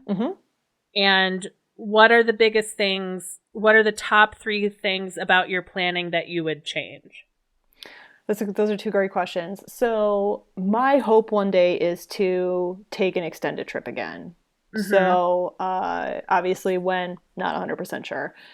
Where I would go, I probably would do what I had planned to do on my way back to the US that got canceled all out due to COVID. So part of that was going to Sri Lanka. Part of that was stopping in like the Maldives. There's parts of Europe I haven't been to that I really wanted to. Maybe stop a little bit within the Middle East. That was a bit of interest. And I mean, there's always more, like I could go back and do Southern India, kind of some of those things. But I think for me, I would like to go back and do just some of the things that I didn't get to do on my way back to the U.S. I still haven't been. Patagonia is on my list in South America. I would absolutely love to go do that. So I think like that ideally would be my next kind of like on its own big trip. But if I were to do like extended travel again, would probably be a little bit of like Middle East and just hit some of the places I missed. From a planning perspective, what I would do differently, I would budget airfare a little differently. So I did not kind of track that as well as I kind of thought I did compared to my daily budget.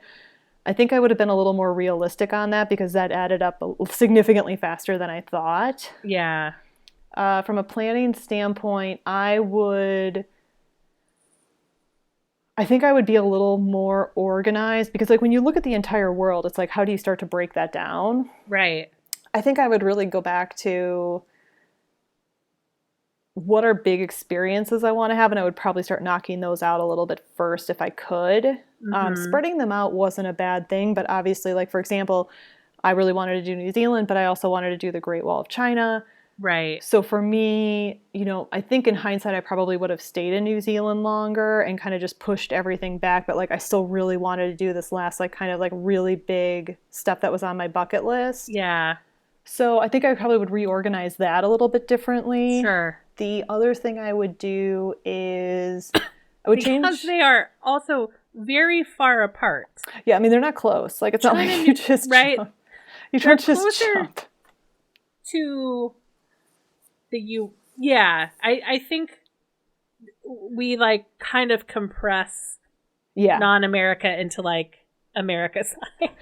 You kind of look at it and you're like, boy, that doesn't look very far. And then you're kind of like, oh, maybe it's a little further than I think. The other thing that I would do is probably pad some of the budget stuff a little bit more. Yeah. So I don't think I would necessarily live cheaper. You know, like the daily amount that I had felt very doable to me. I mean, I know people who try and do it on $50 or 25 US dollars, which again, depending on the country you're in, is very doable, but not in others. So Yeah. I think I would do some of that planning a little different because especially when I ran the numbers of where I ended up, I was like, wow, Mm-hmm. boy, I went like some of those categories was very weighted in certain Yeah. areas. But I think for the first pass, like I think it actually like Right. all Yeah. went okay. I think the planning piece, the location kind of stuff, some of that Yeah. I would probably do a little differently. Yeah. Awesome. Well, this has been, man, we didn't even get to talk about reentry yet. I mean, if you want, But I'll give you a quick summary. yeah. Yeah, let's do So a quick summary. I came back to America. The rest of my trip had been pretty much canceled out. I don't Yeah. think I'm going to have to tell you why. I And heard that there was a pandemic. I don't know, there was that we some are still living respiratory in. thing. And I would Mhm. say, again, I know we're going to be over on time for this, but It's fine. I was living in that side of the world already. And so Right. COVID was a way bigger deal for me before it kind of like became the thing that it did. So I Right. remember, you know, being in New Zealand, which was also again catering heavily towards Chinese tourism, and it was Right. Chinese Lunar New Year, and there were signs of like if you're sick, you can't come in. And I remember Yeah. thinking, I'm like, something is changing. And so Mhm. anyhow, like that was also a very different experience. But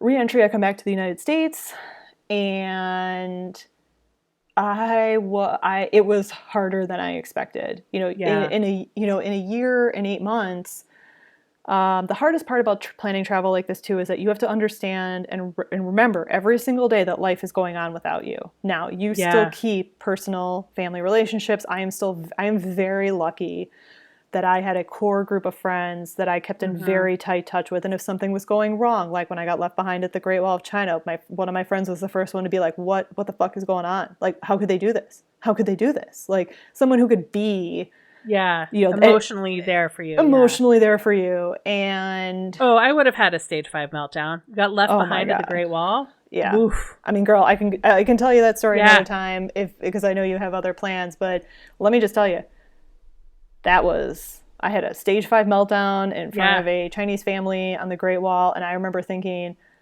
this is my new life. Like, this is what happens. I live here now. I live here now. There's the sheep. That's my new family. Yeah. So I get back to the United States, and it was very hard. And I don't know really what it would have been like, in all fairness, if COVID had not happened.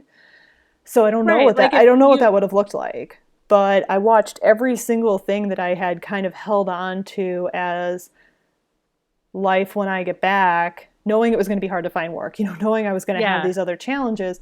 Everything was like dialed up to 100. I can't see any of my friends. I am limited in number of family I can see. I have to go through quarantine coming back. I have people who are, you know, immunocompromised who have set their boundaries. I have no job. I am having difficulty finding work, and I don't know when it's going to end.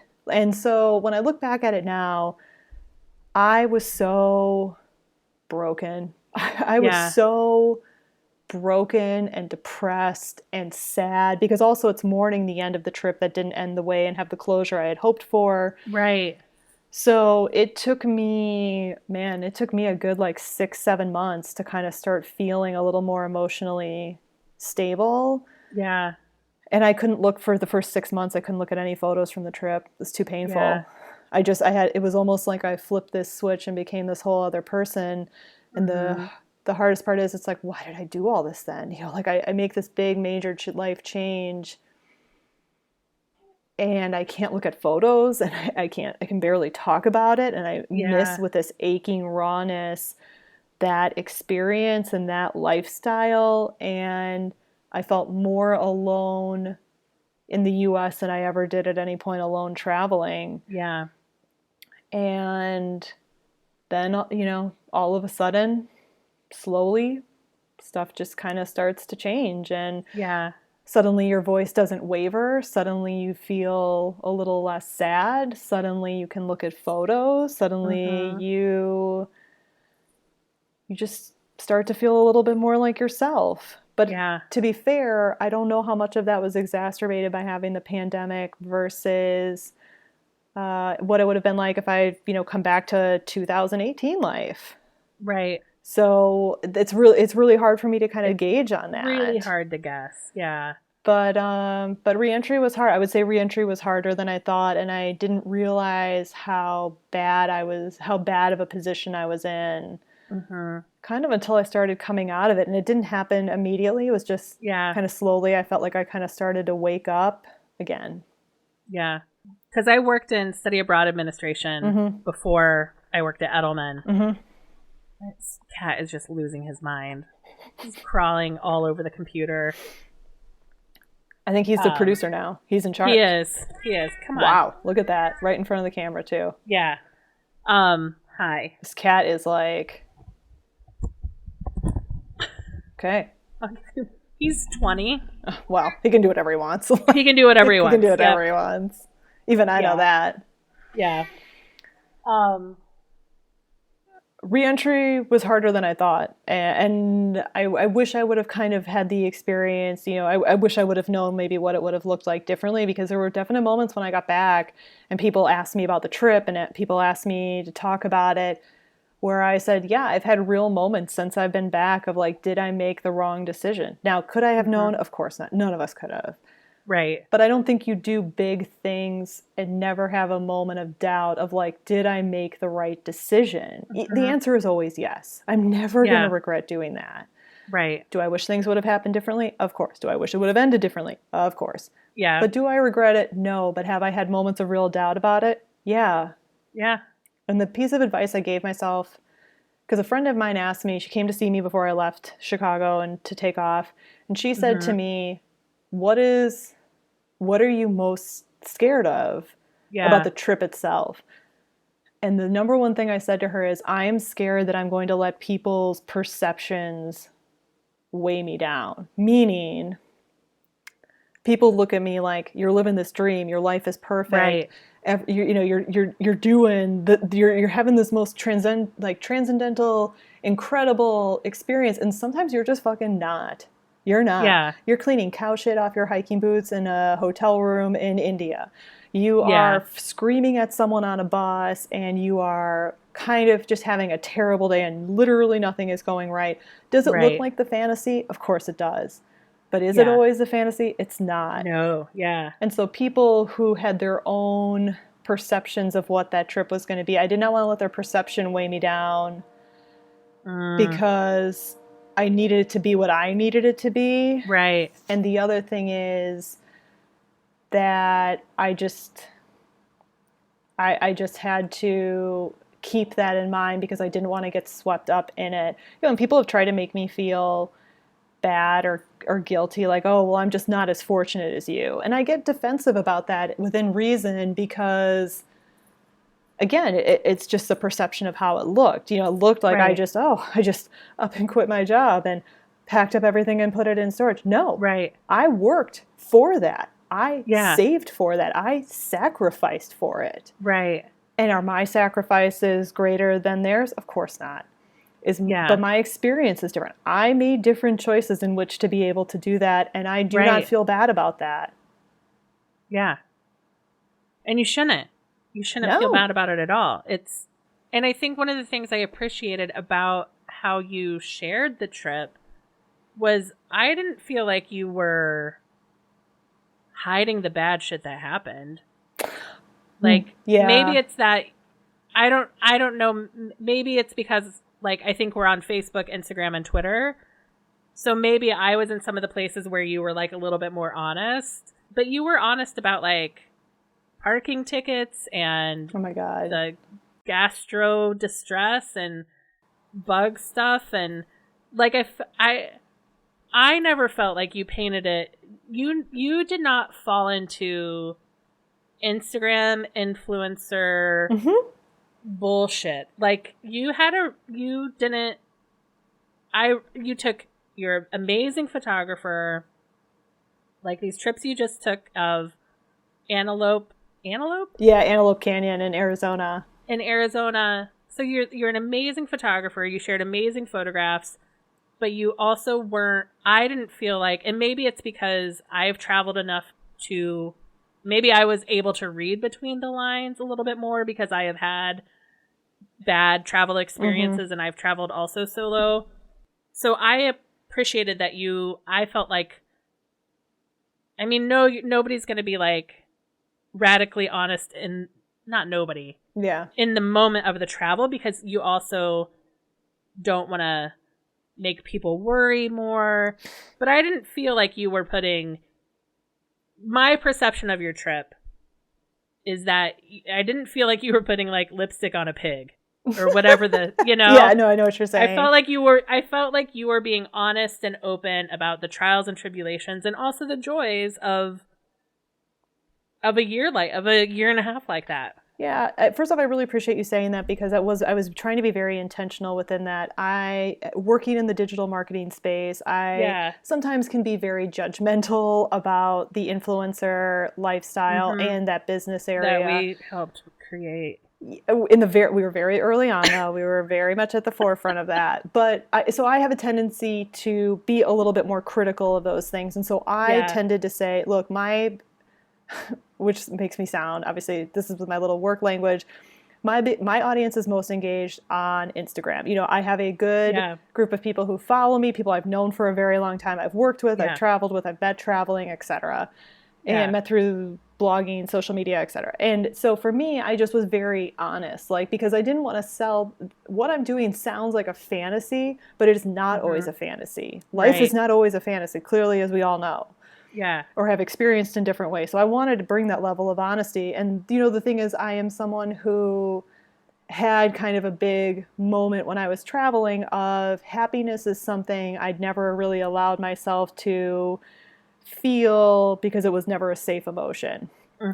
This is also now my therapy language of years of therapy coming out that you get to hear. So for me, happiness was never something. Trickle-down therapy. Big fan. I talk to other people who've done therapy, and they're like, we speak the same language. So happiness was never an emotion that I felt safe in. It was never safe. It was never secure. I never felt like I could allow myself to have that in my life. I think of that in moments I've had traveling where I don't feel I'm worthy or deserving of things, and suddenly I started having experiences where I would have these visceral reactions of happiness, and as opposed to trying to control it, let's hang on a second, I could allow myself to do it. And that moment was I was in Milford Sound in the Fiordlands National Park in New Zealand. I was having already incredible animal experiences. I got to hold a koala when I was in Australia and I nearly lost my mind. If you see that photo, I've seen that photo. You know the photo I'm talking about. Where someone has said to me, someone has said to me, "You've never looked that happy." I'm like, well, okay. I've never been that happy. I mean, that's like pure raw emotion you're seeing on my face. The other thing is that, so I'm in the Fiordlands National Park. I'm on a boat in Milford Sound. It is one of the rare sunny days, as it rains there 330 days a year. Yes, that is correct. So if we do the math, you know what that means. Right. It is crystal clear outside, and we're going through in this boat. And the guy says on the boat, "Oh my God, there's dolphins. That never happens in Milford Sound." And I run to the front of that boat, and there are dolphins, a mom, a dad, and a baby jumping along our boat. And I, honest to God, I thought I was having a panic attack, but I wasn't. I was just happy. It was such it was just something I had not allowed myself to feel. Yeah. And I turned around and I said to a woman who I don't even know if she spoke English, and I did not know her, I said, "New Zealand makes my dreams come true." And it was the most raw form of emotion probably that has come out of my mouth in a long time up to that point. Yeah. And so I could start allowing myself to feel like I deserve good things. I didn't have those dolphins staged there, but these things that happened to me, I could recognize it and I could feel it. And that started me on a different type of journey where I am I'm not trying to control or inhibit things that are happening to me. I'm just going to enjoy it in the moment. So seeing the Northern Lights in Iceland, I feel that in my bones, and I allow myself to feel the joy associated with that, because I would not have done that if it had not been for that trip and the experiences I had along the way. Right. I didn't need to be fixed. So when I traveled in 2015, I thought I needed to be fixed. And it did help me. I learned a lot from it. I had moments where I'm like, I can change. I feel different, and I feel stronger in making changes in my life. And on this trip, I kept thinking, I'm going to get fixed. I'm going to be fixed. I'm going to find a reason. I'm going to find something that's going to make me better. Right. And then I finally realized, as I'm like waiting, the myth of eat, pray, love, right? Kind of, yeah. I actually have never read that. Don't read it. I saw the movie, okay. But I had this feeling of like, when am I going to be? Is this it? Is this my moment? Right. Am I like standing in the moment and I feel it? And really, what it came down to is I didn't need to be fixed. Yeah. I was good enough as I was. I had done the hard work. I had been through a lot. I could just enjoy being who I was. And that meant that after feeling for a very long time through actions and words of others that I deserved nothing good. When those things started happening, I could actually allow myself to feel it and thus be a happier person. Yeah. I wish I had learned that earlier than like 40, but yeah. But I got it, and I would say that it was just so nice to have that. Like, I just look at some of those experiences and I'm like, fuck, I am so lucky to have had that. I still worked for it. I still saved for it. I still sacrificed for it. And that's why, although I get defensive when people kind of like punch at me about it, not literally. Right. I just know, I'm like, no, man, I deserve this. Megan Rapinoe holding that bottle of champagne and that trophy saying, I deserve this. That is my mantra, and that is what I should have heard earlier, because that's how I was feeling. I deserve this. Yeah. You did deserve it. I did deserve it. And I think there's, God, nobody says that to people about their fancy weddings. And this is like budget-wise up there with a Chicago wedding, I imagine. You know, like nobody says to someone who got married or I don't know. I understand how people would say it to you, but we don't say it to other people about major life choices that take the same type of financial sacrifice. Yeah, I would say that it, you know, again, like all this stuff is so much more mainstream now than it was like when I initially started thinking about this, when I did it in 2015, et cetera. It's true. It's a completely different universe. But yeah, I would say actually, when you ask about one thing I would do different, some of the tracking I would have actually done differently. So I kept very tight records of everything. But as I have gone back to try and really calculate out like what did I spend, did I stay within the budget I set? It got a little. It was sort of like the metaphor of it was all like in the pool and it was kind of like swimming around. Yeah. So although I kept very tight records on a lot of things, I spent a lot of time trying to backtrack on certain stuff. And so I would track it a little bit better. That's the other thing I would have done different. Okay. Well, I'm so glad you spent this snowy winter day with me. I'm so thrilled also. Like, you've become an amazing... I mean, you were already a wonderful woman when I knew you at Edelman, who deserved good things then.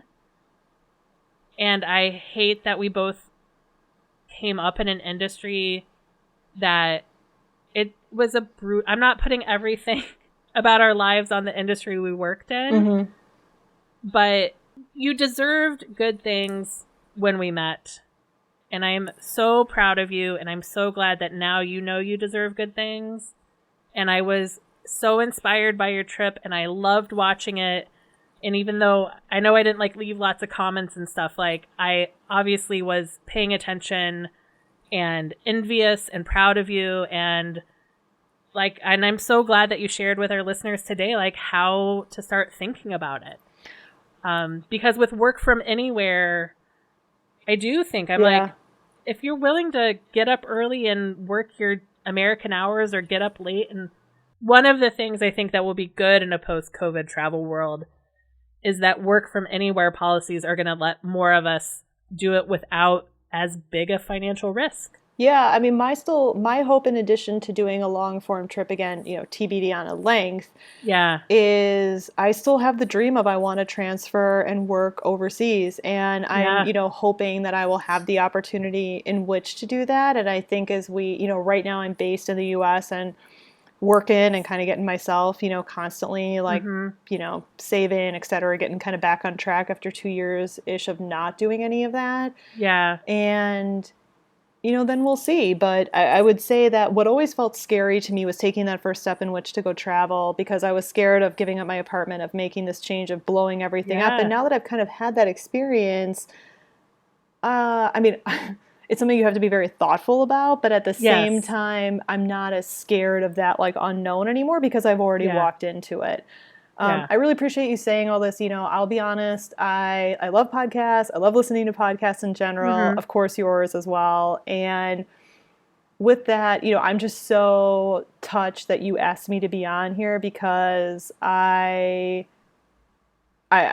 love talking about this kind of stuff. I love talking about my trip. And so I'm really grateful that you gave me such a nice platform and such a long time in which to do so. And so I really appreciate all the kind things you said about the trip too. Obviously I followed you on Facebook as well as Instagram for a long time. Right. I know you've been through a lot and you've made a lot of very bold choices and brave choices yourself career-wise, and that I've always, even if, I wasn't making the same kind of choice, I really respect a lot of what you've done and the fact that you just continue to put yourself out there. And I'm just, thinking about you, hoping for all the best for you and your health, and just want nothing but good things for you as well.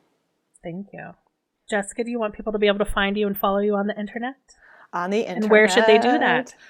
So I would say I am not really on Facebook much anymore. I am on the Twitter, but I more so lurk than post. The place I'm really the most active is Instagram, which, I mean, let's not get into a conversation about Mark Zuckerberg and other things, but I still really love that platform, again, because it's a visual platform. So, and I'm very active on Instagram stories. So I would say if you want to find me and follow me, Instagram is the place to do it. My handle is at, and this is a weird one, Bay, B-A-Y, and then J for Jessica and B for Brown, my last name. So yeah, that's where you can find me. And I'm always posting stuff. So anybody who wants to, I really lived my experience out in the forefront. And if women or men and others have questions or want to reach out and talk about it, like, I'm more than happy to share my experience and kind of listen and give my input, if that would be at all helpful for others who are thinking and inspiring to do the same. Right. Yeah, and your stories and archives are all organized by countries and FAQs, and you've really put in the hard work of making Instagram work. I appreciate you saying that too. I do have to work on those highlights, because I did not know you were capped at 100 photos. So I did do 2 Instagram story kind of like ask me anything. Yeah. And got a lot of really great questions and really thoughtful things. So I kept those up. The country ones need to be updated, and I need to clean some of those out. Again, when I started doing that, I didn't know about the cap. Well, now they've got reels, and there's just a lot more happening there. So there's a lot more happening there. I think eventually, because I did a lot of this in such a bubble, that I was kind of like, I was in a hostel in New Zealand, and I was like, okay, I'll just throw this thing up on stories and see if anything. And I got like tons of questions, and I was truly like, and one of my friends said, she was like, we didn't know any of this stuff. Like, I didn't kind of tell anybody outside of a few close friends. Right. So I love talking about it. I love sharing about it. People are more than welcome to follow. They're welcome to reach out. And if I can be of resource and kind of share my experience with others, I'm more than happy to do so, because it's a lot. And I only learned what I learned and was as prepared as I was because I talked to others too. Yeah. Fantastic. Well, thank you so much. Thank you so much for making my dream come true to invite me on a podcast. I'm so happy. Yay. I've been looking forward to this literally all week. Oh, good. Thank you for listening to Finding Favorites with Leah Jones. Please make sure to subscribe and drop us a 5-star review on iTunes. Now, go out and enjoy your favorite things.